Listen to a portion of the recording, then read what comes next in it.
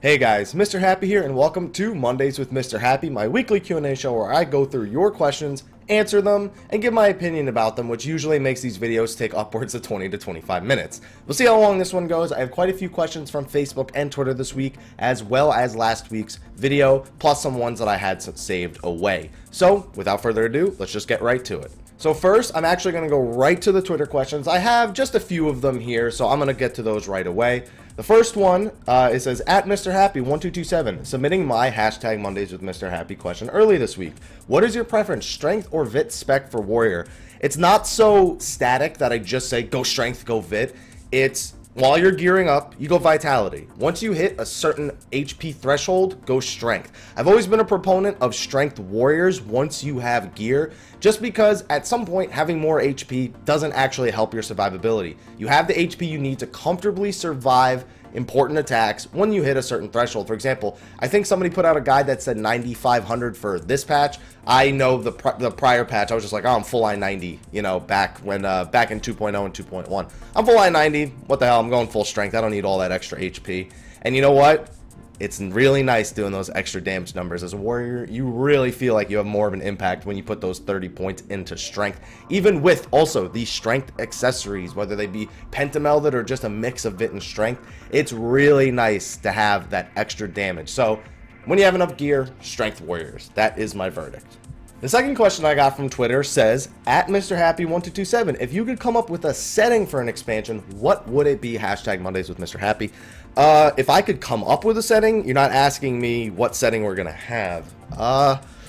You know, I'm really a fan of the whole go to Garlemald kind of thing, you know, sort of not fight back with the Empire. I don't know. It's really weird. I would like to see an expansion take place on the continent where Garlemald exists. Not necessarily us pushing back against them, sort of on a war front, but I don't know, something in that area. I would like that to be an area that we get to explore. Learn about things outside of our own continent, but we kind of got to finish exploring our own continent before we can do that. And because of the way that the Garleans are, we'll probably be pushing against them as antagonists for at least the next expansion, probably even past that. We'll just have to wait and see.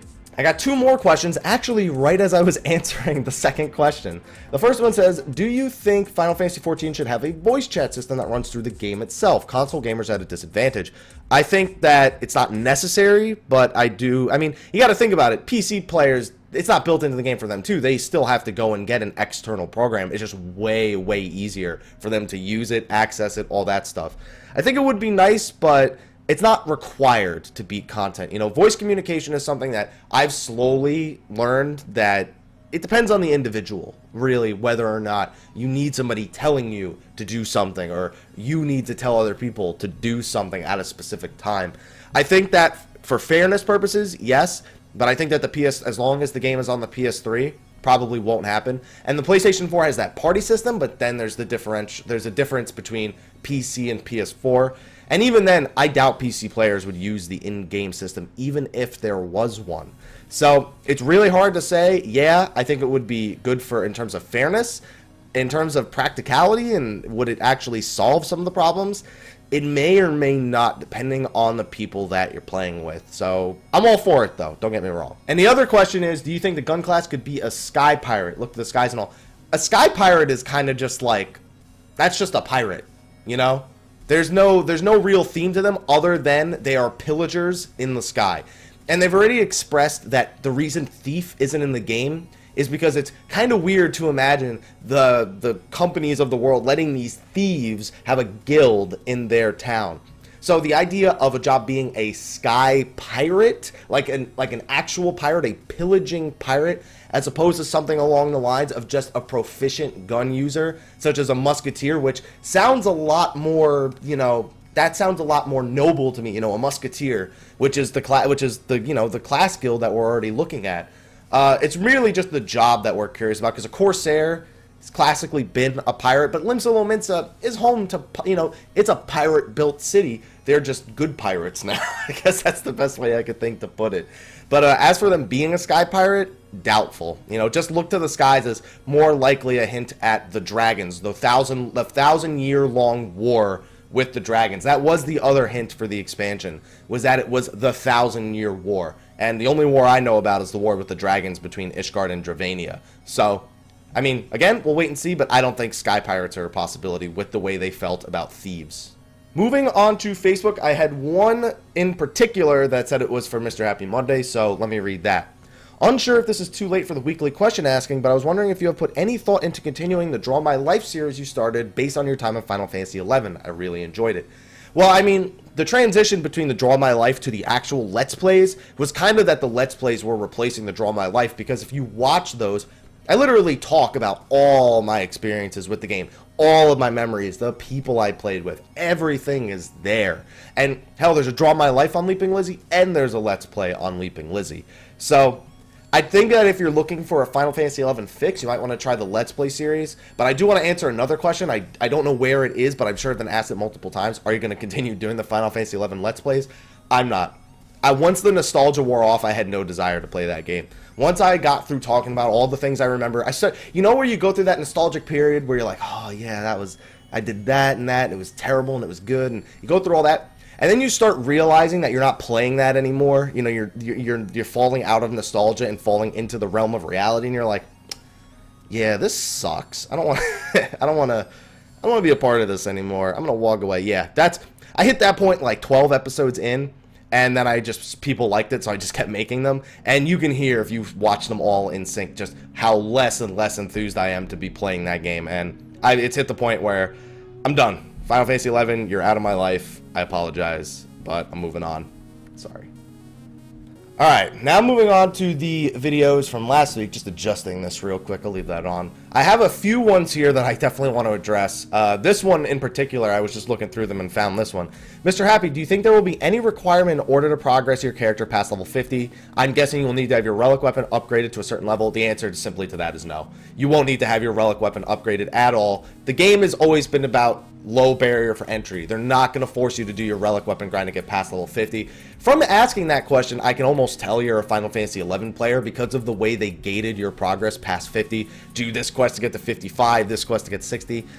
It probably won't be anything like that. It'll probably just be, hey, you're 50, now go kill stuff and you'll get 51, and then from there, 52. There's not going to be this intense gate that you have to pass, especially not doing the Atma and Animus grind. The relic weapons are going to end at some point, probably before the expansion, and then they're going to be gone. They're not going to be used next patch, almost, well, not next patch, next expansion, almost guaranteed they will come to an end before the expansion, and then we will have another weapon that sort of replicates them in their sense of casual or grind-based progression. So, short answer is, no, there won't be any major gate past level 50.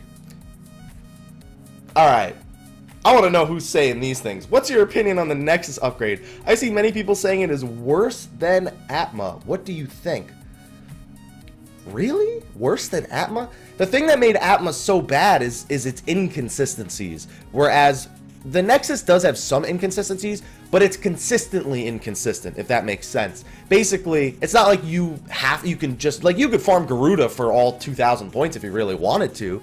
But you know you're making progress, and at some point you might even get additional progress from the sort of time gates. I think it's just a grind, but it's a grind where you're always making progress. People that did that in 2 days, people did Atmos in 2 days. It all depends on how much time you want to put into it, if you want to join a group, if you want to do it casually, if you want to do it hardcore. But I don't think it's anywhere near as bad. I think it's actually kind of fun. I get to do all this content that was sort of lost to me. Like, I would just do it to joke around. Now I could do it to joke around, have fun, clear stuff, get stuff for desynthesis, get items for vanity, just do old fights that I don't experience as much anymore because nobody does them. And I can do that while upgrading to my Nexus weapon. So I like the Nexus upgrade. It's probably my favorite step, especially because it doesn't cost millions of gil like the Novus can if you don't Spirit Bond or you don't go a budget route.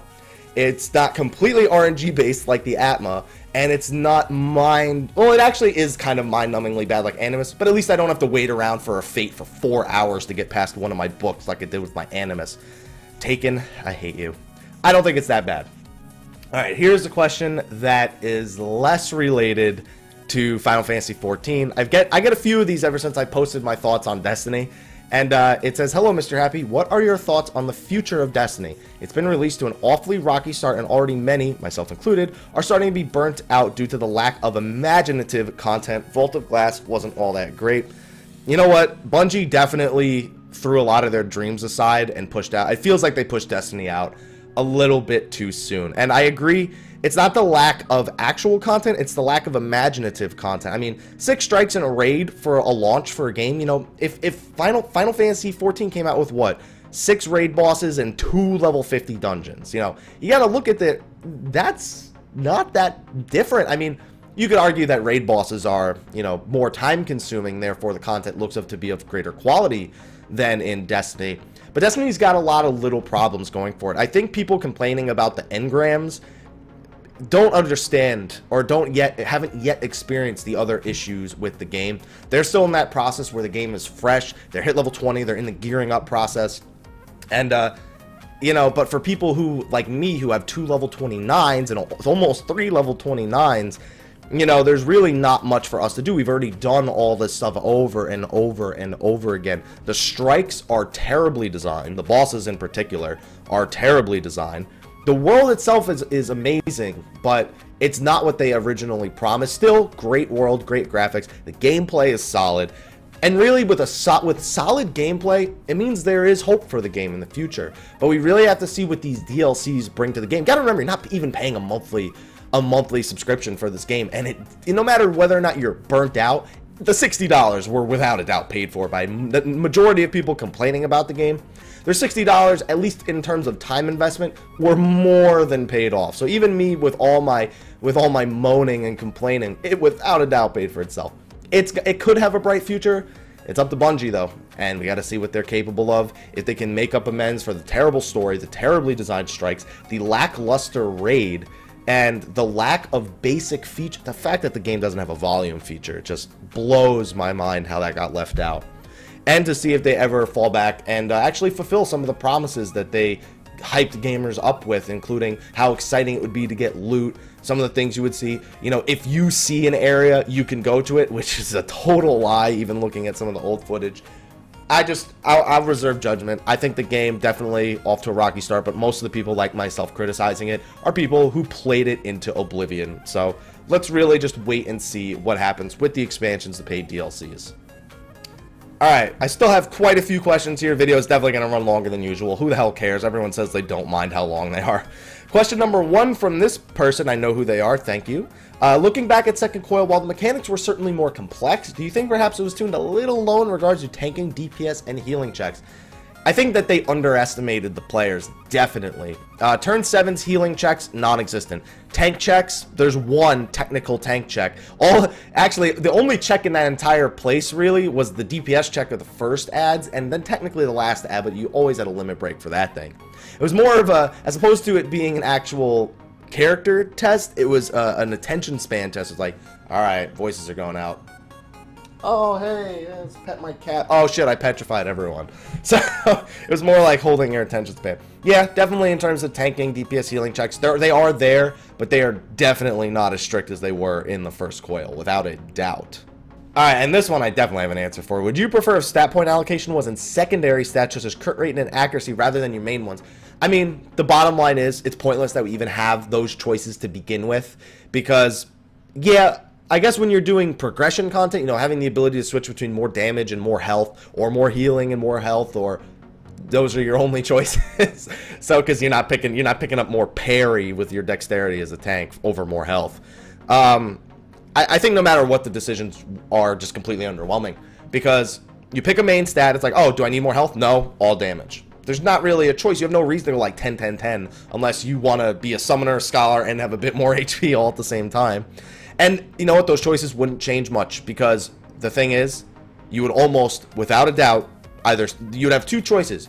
You'd either spec 30 into accuracy and then try to stack as much crit and determination with the differences in the gear that you won't need to pick up, or you'll get your accuracy from gear and then just stack all determination, pretty much. I mean, 30 points of determination, a lot more effective than 30 points into critical hit rate. So you could argue against that for Scholar, and I would probably say yeah. And even Bard, you could sort of argue against it. I would take the 30 determination for the Bard over 30 crit rate. Maybe if it was like 30 determination versus 45 crit rate, it'd be a different story. But 30 versus 30, I will take the consistent damage of determination over the RNG factor critical hit rate any day.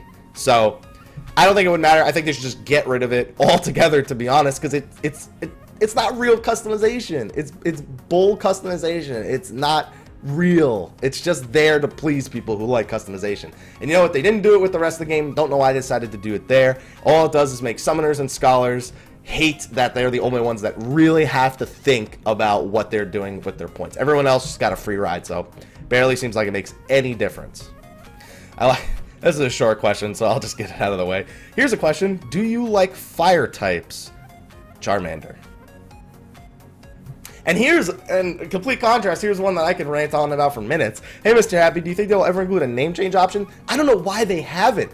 That's just money. Like, if they're going to separate name changes from Fantasias, that's just money that they're losing. It would be cool if you could do it with a Fantasia, but that's just money falling out of their hands. So many people want to do name changes and don't want to transfer a character, make a character with a name, transfer back, and be forced to do a name change. The $36 name change that the majority of people aren't interested in. So they should do it, and it's a lot of money they're losing out on. What is your opinion on how CT3 will go? Do you think the Cloud of Darkness fight will be as epic as I hope it will be? Visually, phenomenal, without a doubt. Difficulty-wise, probably won't be what you want it to be. I mean, that's just the bottom line. Crystal Tower has always fallen into the casual raid category where anybody can complete it, any group can complete it. Supposedly, we've had some pretty bad silo wipes since Circus Tower came out, so let's be real here.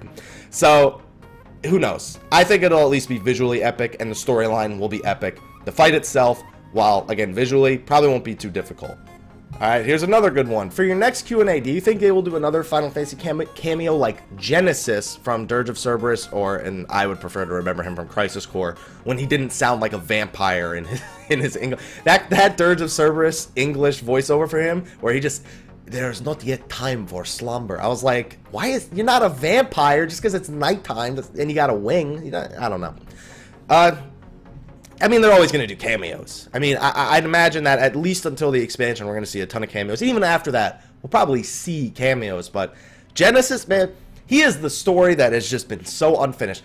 I don't want any more Final Fantasy VII games, but with the way Dirge of Cerberus ended versus then them making a prequel about Genesis, I feel like there's still some story to be told about that guy. I just don't know what it is. That's just a completely different story, though. But yeah, there'll be more cameos, but I don't think it'll be Genesis. That probably won't happen. Not a mainstream enough character to get a cameo. Here's an awkward question. Will we be able to play Final Fantasy 15 with Japanese voice acting and English subtitles, as we saw in the trailer? I don't know. I'll try and get in contact with Tabata and let you know, Meister, because there's no way I could know that. I mean, I'm not the one making the game. So let's move on to the next question, because that's not one I can really adequately answer. Wait a minute. I gotta read this one out loud. Question for the show. Is there a best way to be a lone wolf in an MMO, or do you think it ruins the spirit of what the game is? Here's the part I made the face about. I'm just thinking of my 8 Atma weapons, and I may be doing something wrong. Just thoughts of lone wolfing in this type of game would be helpful for an antisocial person like me. You can lone wolf in MMOs. I've done it before. I don't think grinding 8 Atma weapons is the way to do it, although I guess it kind of is.